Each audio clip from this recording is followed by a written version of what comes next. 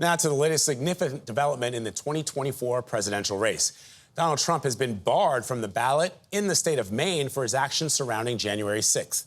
Colorado's Supreme Court also banned the former president last week. Other states have rejected efforts to take Trump off the ballot, including California just last night. Scott MacFarlane is tracking this story from Washington. Scott, good morning.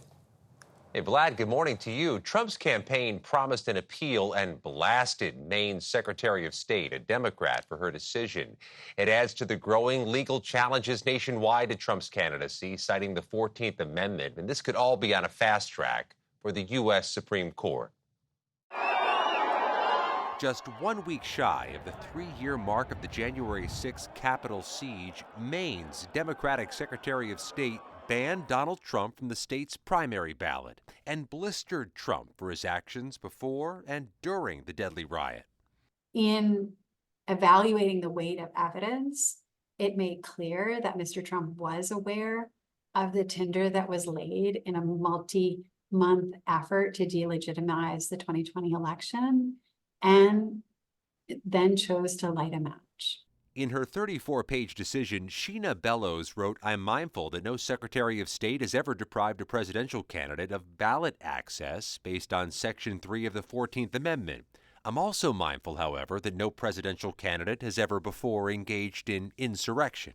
I was in no way influenced by my political affiliation or personal beliefs about January 6, 2021.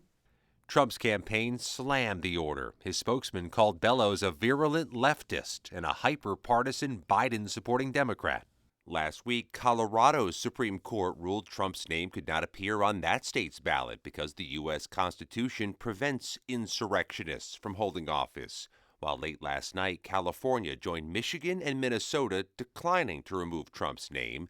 And there are challenges filed in more than a dozen states nationwide. We really need a decision from the United States Supreme Court, the ultimate authority to interpret what the 14th Amendment to the United States Constitution says, to determine whether or not Donald Trump is qualified to run for and hold the presidency.